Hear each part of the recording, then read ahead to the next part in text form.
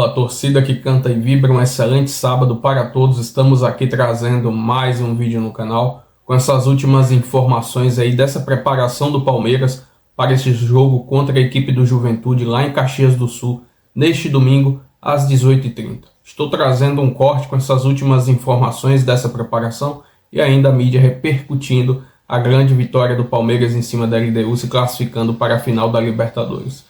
Se inscreva no canal, deixa seu like, se quiserem deixar a opinião de vocês aí nos comentários, e vamos aí com o vídeo.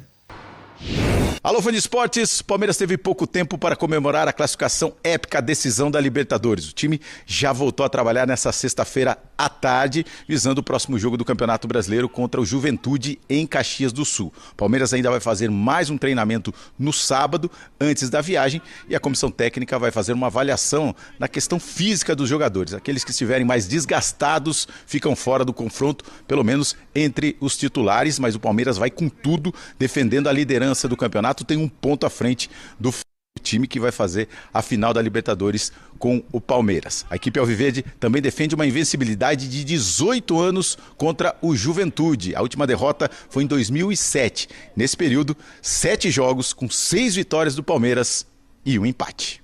A gente vai começar dando um rolê pelos times, falando do Palmeiras. Ontem conseguiu uma classificação incrível, histórica, mas não teve moleza. A galera já começou a trabalhar. O Palmeiras se reapresentou na tarde desta sexta-feira na academia de futebol, depois da classificação heróica da virada histórica diante da LDU no Allianz Parque. O Verdão tinha perdido em Quito, no Equador, por 3-0. Precisava vencer por pelo menos 3 gols de diferença para levar a decisão para os pênaltis, mas aplicou uma goleada 4-0 e avançou de forma direta à final da Libertadores. Realmente uma noite mágica, como havia prometido o técnico Abel Ferreira. E o goleiro Carlos Miguel comentou um pouquinho sobre a atmosfera do estádio. Para mim foi uma emoção que eu nunca tinha sentido na minha vida, nunca passou nem perto do que foi ontem, né? Do calor do jogo, da torcida, do estádio, foi inacreditável, foi absurdo mesmo e fez a gente batalhar mais ainda dentro de campo. A grande decisão acontece em Lima, no Peru, no dia 29 de novembro, reedição da final de 2021. Mais uma vez o Flamengo pela frente. Mas antes é bom pensar também no Campeonato Brasileiro, né? O Palmeiras enfrenta neste domingo, no Alfredo Jaconi, o Juventude. O ano do Palmeiras pode terminar ainda mais mágico, né? Tem 2 títulos em disputa, Libertadores e Brasileirão. O Verdão é o líder do Brasileirão com 62 pontos e o Flamengo está na cola, na segunda posição com 61. Na tarde desta sexta, o técnico Abel Ferreira fez aquele treino regenerativo com os jogadores que atuaram contra a LDU, mas ele ainda tem mais uma atividade no sábado, antes da viagem para Caxias do Sul. Libertadores temos mais um mês, então tem bastante tempo. Agora a gente tem um brasileiro que é a nossa maior força, a nossa força máxima já está de volta para o brasileiro, a gente tem que estar focado, com um objetivo muito claro, que é seguir na liderança e conseguir até o final a liderança, que saímos com o título do brasileiro também, que é muito importante. É isso, Fernandinho. Palmeiras pela 7ª vez na história na final da Libertadores. E um duelo que vai aí consagrar o primeiro brasileiro tetracampeão do torneio internacional. No meio disso, tem Campeonato Brasileiro, Palmeiras e Flamengo, as 2 equipes que mais investem no país, brigando aí pelos 2 títulos, Libertadores e Brasileirão. Acompanhamos ontem na Libertadores, né, dessa remontada, como chamou o Palmeiras, que parecia improvável, mas nada é impossível para esse Palmeiras. Em 90 minutos, como o Abel Ferreira avisou, é muito pouco, dentro do Allianz, foi suficiente. Nem precisou dos 90 minutos completos para conseguir a goleada por 4-0 em cima da LDU ontem. E está na decisão da Libertadores esse Palmeiras até aqui, o time da Libertadores 2025. Vamos trazer o Eduardo para o papo com a gente, nosso Edu Rodrigues, para falar do Palmeiras desse dia seguinte. Edu, acho que o palmeirense hoje está de ressaca, né? Ainda com essa comemoração, com o que foi esse resultado, embora ainda na semifinal, mas é quase um campeonato que o Palmeiras conseguiu ontem, de tão histórico esse resultado. Imagino que seja um dia seguinte ainda de muita comemoração, só como a gente frisou aqui no início do Tá Na Área. O Campeonato Brasileiro tá aí, né? Já tem rodada no final de semana. Nem dá muito tempo, como disse o Abel, nem consegue desfrutar muito das vitórias, né, amigo? Boa noite para você. Boa noite, Camila. Boa noite, amigos da mesa, todo mundo que está nos acompanhando aqui no Tá Na Área. Pois é, Camila, como você disse, essa noite mágica, né, que o Abel Ferreira prometeu, ela realmente aconteceu. A gente estava conversando, né, hoje nas nossas lives aqui, nos nossos papos, que o Palmeiras começou a vencer esse jogo, né? Eu acho que na entrevista coletiva do Abel após o Cruzeiro, em que ele fala essas duas frases que você falou, né? 90 minutos são muito tempo no Allianz Parque, e a frase da noite mágica. Então, a torcida abraçou ali, foi um momento que a torcida passou a acreditar depois daquela entrevista ali. Eu acho que o torcedor que viu o Abel falando falou, pô, é possível, a gente vai conseguir essa classificação. E aí o Palmeiras, com muita tranquilidade, né, diante de um ambiente tão efervescente, um estádio que pulsava antes do jogo, né, eu acompanhei a saída do ônibus na academia de futebol, foi uma festa que eu nunca tinha visto o palmeirense fazer ali, né, daquela proporção que foi. O Palmeiras faz muita festa na academia, mas a de ontem realmente foi impressionante. Então os jogadores sentiram essa vibração, e aí dentro do Allianz Parque realmente a noite parecia mágica, tudo conspirou a favor do Palmeiras, né, que conseguiu, com a bola no pé, tranquilo, não teve aquela pilha errada que teve, por exemplo, no jogo contra o Corinthians na Copa do Brasil, que também teve uma enorme festa, mas o Aníbal Moreno acaba expulso logo no começo do jogo, porque estava uma pilha muito grande, mas ontem foi controlado. Então, o Palmeiras soube jogar com a bola no pé, soube ter calma, soube o momento de atacar a LDU. E aí construiu o resultado com muita tranquilidade, vamos dizer assim. Para quem estava no estádio torcedor, acho que não teve nada tranquilo ontem, mas o resultado pareceu que foi construído de uma forma tranquila. E aí, como você bem disse, né, Camila, o Palmeiras tem aí, o Abel gosta de citar isso, né, as 24 horas de Abel Ferreira, seja na derrota ou seja na vitória. Os jogadores têm 24 horas para comemorar, para celebrar, mas o foco total é já no domingo. O Palmeiras treinou, inclusive, agora há pouquinho acabou o treino, né? A gente recebeu as informações aqui. Aquele treino regenerativo para os titulares, os reservas foram a campo para fazer um trabalho ali. E aí o time deve começar a ser esboçado a partir de amanhã, porque às 6h30 tem o Juventude e tem que virar essa chave. É difícil, depois de um jogo tão emocionante como ontem, você voltar a chave para o Brasileiro contra o Juventude, que está na zona de rebaixamento. Então o Palmeiras vai ter que logo virar essa chave aí, mas tem que curtir, tem que aproveitar, e o torcedor realmente ontem aproveitou até altas da noite aí nos bares de São Paulo.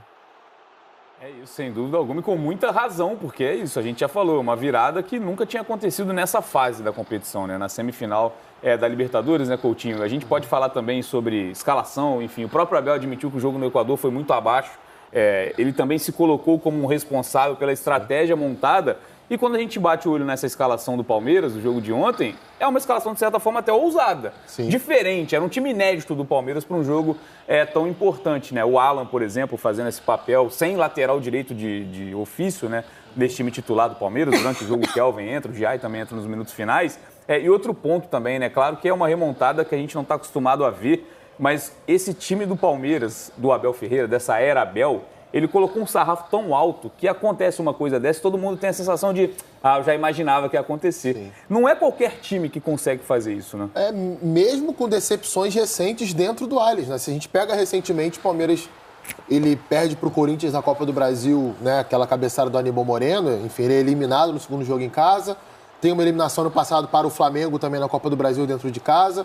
Botafogo na Libertadores, Boca Juniors em 2023 na Libertadores, então tinha uma coleção de jogos, de definições em casa que não tinham sido de boa lembrança para a torcida do Palmeiras. Mas como você falou, mesmo assim, ninguém se arriscou a dizer que estava resolvido, que estava pronto, porque sabe-se da qualidade do trabalho, do time e da diferença que há entre Palmeiras e LDU. Essa diferença, é claro, tem que ser mostrada em campo. A própria LDU tinha vindo ao Brasil e feito bons jogos contra Botafogo e contra São Paulo como visitante, mas ontem mal passou do meio campo, né? Foram poucas as jogadas que a LDU conseguia reter a bola no ataque ou terminar os ataques em finalização. Finalização perigosa mesmo não teve nenhuma, né? Uma cabeçada no meio do gol, um chute para fora, mas o jogo inteiro do Palmeiras em cima, massacrando. Acho que você lembrou bem a estratégia de escalação para esse jogo. Se não funcionou em Quito, ontem ele foi muito feliz na escolha dos jogadores de lado de campo, né? E ele falou sobre isso na coletiva. Ele cita a questão de planejar uma novidade, né? Pensar numa novidade que a comissão técnica da LDU não poderia prever. E ele entra com os dois jogadores mais agudos que ele poderia ter pelos lados, né? O Alan pela direita, o Sousa pela esquerda. Os dois foram muito bem na partida. O Alan, para mim, o melhor em campo. Desequilibrante demais. Sim, tenho elogiado esse garoto aqui em vários programas, porque realmente me chama muito a atenção a capacidade que ele tem, não só de trabalhar pro time, mas a condução de bola próxima ao pé, a habilidade. Ontem foram 10 dribles acertados em 13 tentados. A qualidade no passe, a maturidade para escolher a melhor jogada quando se aproxima da área, né? A hora de passar, a hora de finalizar, de driblar. Então acho que ele foi muito feliz com isso. Sem contar outros detalhes, a marcação no campo de ataque bem definida, os jogadores que vinham por dentro do ataque, o Piquerez chegando como um elemento surpresa ali. Foi um Palmeiras ontem que estava até brincando ali no camarim, né? Quando o Bruno Fux fez o 2-0, eu pensei assim, em qual minuto que a gente vai ver o Palmeiras fazer o quarto gol, ou o quinto gol? Era uma questão disso, não era mais uma questão se o Palmeiras conseguiria. Ontem a gente até falava aqui no Tá Na Área, né, no pré do jogo, imaginando como seria essa partida, Betão. Eu falei até um pouco de como seria essa paciência, né, do time, do torcedor com o início da partida. Porque é um jogo que você precisa fazer muitos gols, então você tem aqueles primeiros minutos que a gente tinha certeza que seriam de pressão do Palmeiras, mas às vezes esse gol demora a sair, né? E aí é preciso ter essa paciência do time, do torcedor, enfim, de toda a atmosfera para que você utilize, de fato, os 90 minutos para fazer os 4 gols ali, ou 3, que já seriam suficientes para levar para os pênaltis. Mas, enfim, acho que tem esses dois aspectos muito interessantes que o Coutinho traz também na análise, que é do ponto de vista do treinador, de como o Abel é muito feliz na escalação, na maneira como ele arma o Palmeiras para sufocar as linhas defensivas muito retrancadas da LDU. E depois, ainda no intervalo, com o time vencendo por 2-0, já no início do segundo tempo, fazendo alterações que contribuem ainda mais para que o Palmeiras continue no campo adversário e seja ainda mais letal, né? Consiga oferecer outro tipo de chegada, né? E com o Veiga, por exemplo, a finalização de fora da área, a qualidade do cruzamento, batendo pênalti, enfim. E individualmente, né? Porque não tem como você não falar da atuação brilhante do Alan ontem e até do Rafael Veiga, desse personagem que foi até evidenciado pelo Abel na coletiva, porque no primeiro jogo não foi bem, ele brincou, deve estar chateado comigo, porque eu substituí e não começou jogando, mas que entrou e foi decisivo. É a importância do treinador e o tamanho do técnico, né, para poder tomar esse tipo de fazer essas escolhas e isso tudo ser encarado como vamos lá, é uma ótima ideia e todo mundo se sentir parte para na hora ajudar. Quando você olha a escalação inicial do time, apenas o Andrés ali numa função e o time para frente com o Maurício, com esses pontos, com a dupla Flaco Lopes por dentro, era o que ele tinha que fazer. Tem que buscar uma vitória de exceção, fazer... O Palmeiras é um time que costuma, nessa fase futebol mais agradável, costuma golear, mas... não entrando no jogo precisando golear, né? Essa é a diferença. Contra uma equipe que adotaria uma estratégia de quem tem uma vantagem gigantesca. Aí que eu me pego, porque eu achei que ele veio jogar. Eu achei que ele veio jogar, não passou no meio campo, é verdade. Mas teve alguns momentos que tentou marcar lá em cima, tentou sair. Eu não veio pra cá como eu imaginava vir aqui. E, amigo, tô com 3-0 na frente. 2 linhas aqui, eu fiquei na dúvida se não foi um pensamento que a LDU não conseguiu executar. Eu acho que eles não conseguiram fazer nada no jogo. Então. Nada do que pensaram, assim. Mas essa de se fechar, não dar espaço e descer o sarrafo, não vi como estratégia. O Palmeiras jogou, tentou marcar, não conseguiu achar a bola e o Palmeiras foi fazendo os gols. A questão da paciência... ela é superada quando o Palmeiras consegue fazer o seu gol aos 20. Sim. E aí, porque se passa dali, começa a testar a torcida. Acho que o jogador começa a ficar um pouco mais ansioso. Mas acho que como reflexo da torcida, de repente o cara sente. Ih, já parou aquela música, já tá mais apreensivo. Fez o gol aos 20, ali no gol do Fux, era um momento também que... vai batendo no torcedor, vamos levar só 1-0 pro intervalo. Tá acabando o primeiro tempo, só fizemos Teve a chance que a gente viu que o Vitor Roque desperdiça numa jogada claríssima, que era um... Pra mim, esse era o mais ansioso. É que o centroavante é fominha, né? Não culpa o centroavante de ser fominha. Essa jogada dá pra culpar. Não, mas é claro que ele tinha que ter dado Ele saiu muito limpo, né? E se você for ver, assim, tem várias jogadas no primeiro tempo, por exemplo, um cruzamento que ele antecipa o zagueiro. Você vê que ele antecipa o movimento da cabeçada muitas vezes.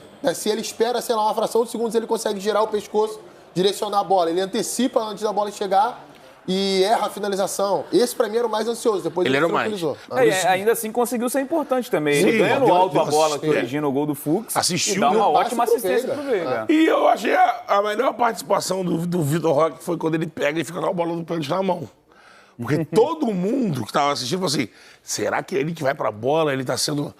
No chat, nas redes sociais, já tinha gente chamando Pipo Rock, isso aqui, mas ele tava nesse... Como a Camila falou, vocês estão falando, ele se demonstrava mais ansioso. Ele vai pegar, bater o pênalti na bola, ele tá com a bola na mão. Eu tô vendo que os caras da LDU estão ali falando, ele tá rindo e tudo mais, porque ele já estava segurando pro Veiga. Isso tem sido uma tática dos times, né? Alguém segura a bola, o adversário fica ali falando um monte de groselha, achando que ele é o batedor. Não adianta nada. Daqui a pouco ele vai lá e entrega a bola pro batedor, que tava só se concentrando. E aí deu a bola na mão do Veiga, que era o acertado, né? Um especialista. Acho que assim, todo o plano que o Palmeiras traçou, que o Abel traçou, foi todo perfeito. Era aqueles dias que estava reservado para isso acontecer e o Palmeiras... Acho que se o Palmeiras tivesse que fazer 5, ele faria 5 e passaria. E aí, essa final aí, que acho que os nossos irmãos lá, aqui do continente, né?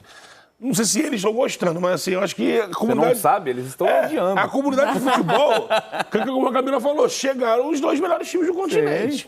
Melhores elencos, melhores times. Não, é mais um ano que me deixa até receoso de a Conmebol fazer alguma coisa. Mudar regulamento para colocar todos os brasileiros do mesmo lado, como já aconteceu em outras ocasiões. Enfim. Aí vai muito da CBF dos clubes brasileiros, que hoje são a maior força do continente e irem contra. Exato. A gente já teve, né, a obrigatoriedade de cruzamento de times do mesmo país. Tinha isso, né? Inclusive, em determinado momento, os times do mesmo país. Mesmo grupo. Exato. E aí o campeão entrava nas oitavas, você obrigatoriamente enfrentava um dos brasileiros. Já teve, por exemplo, Palmeiras e Vasco, oitavas de final de Libertadores, Grêmio e Vasco. 98, o Vasco pega o Grêmio ou o Cruzeiro, né? Acho que... É o Grêmio. Cruzeiro 97, Ô, Edu, falando desses personagens desse jogo, né? Eu acho que são 2 personagens em momentos bem distintos da carreira e um acabou elogiando o outro depois do jogo, o Rafael Veiga e o Alan. O Alan é o primeiro ano dele como profissional no Palmeiras, é a primeira temporada que ele está fazendo, foi só o 3º jogo como titular nessa Libertadores, dos 12 que o Palmeiras fez. Então, de certa forma, por mais que o campo falasse, por mais que o Alan nos últimos jogos vinha desempenhando bem, é algo diferente na escalação do Abel. Para muitos não é uma surpresa, mas para quem não acompanha talvez o dia a dia do Palmeiras, quando bate o olho na escalação, olha, o Abel está apostando nesse jogador. E foi muito bem. Acho que a partida individual do Alan é algo a ser destacado nessa temporada e até a gente acaba comparando com outras joias que passaram pelo Palmeiras recentemente. O Edu pode falar melhor. Eu não me lembro de Endrick e Estevão na Libertadores terem atuações desse nível, de chamar uma responsabilidade. São 2 jogadores que a gente sabe que tem muita qualidade também. E o outro, faltou ao Endrick ter essa oportunidade. Verdade. Contra o Boca, talvez ele tivesse feito isso. O Endrick joga a fase de grupos no ano seguinte. Tem um jogo não tem o mesmo peso também, né? O Estevão tem um grande jogo, mas é de primeira fase. Contra Del Valle, que ele ajuda. Ele vira o jogo, ele faz gol. Esse tem gol do Luiz Guilherme e do Endrick, se eu não me engano. O Edu pode trazer melhor pra gente. Que é uma virada espetacular do Palmeiras. Vou trazer aqui agora mais algumas informações aí desse próximo adversário do Palmeiras, que é o Juventude, domingo às 18h30, lá no Rio Grande do Sul. Estou trazendo aqui a classificação atualizada do Campeonato Brasileiro. Palmeiras é o líder, com 29 jogos, 62 pontos. Flamengo vice-líder, 29 jogos e 61 pontos. Jogo de grande importância para o Palmeiras vencer e continuar na liderança do Campeonato Brasileiro, até porque a equipe do Flamengo joga no sábado e muito provavelmente deve vencer a sua partida, já que vai encarar a equipe do Sport no Maracanã. Já a classificação do Juventude, 30 jogos no campeonato, 26 pontos. É o vice-lanterna da competição, está na 19ª colocação, muito mal no campeonato. Nos últimos 5 jogos, a equipe perdeu 4 e só venceu 1. No último jogo, no final de semana passado, a equipe do Juventude enfrentou o Grêmio lá na Arena do Grêmio e foi derrotada pelo placar de 3-1. Já os últimos 5 jogos entre Palmeiras e a equipe do Juventude, o Palmeiras venceu todos eles. Nesse primeiro turno do Campeonato Brasileiro, foi até um jogo atrasado, jogado nesse mês de outubro. O Palmeiras jogou contra a equipe do Juventude no Allianz Parque e venceu pelo placar de 4-1. Enfim, a equipe do Juventude já está ali quase nas últimas para ser rebaixado no Campeonato Brasileiro. Verdão que vem muito motivado após essa classificação para a final da Libertadores e com certeza vai querer manter a ponta da tabela. Vai jogar essa partida já sabendo o resultado da equipe do Flamengo, ou seja, com certeza o Palmeiras vai buscar essa vitória para se manter ali no topo da tabela. Se inscreva no canal, deixar seu like, se quiserem deixar a opinião de vocês aí nos comentários e até o próximo vídeo. Avante palestra!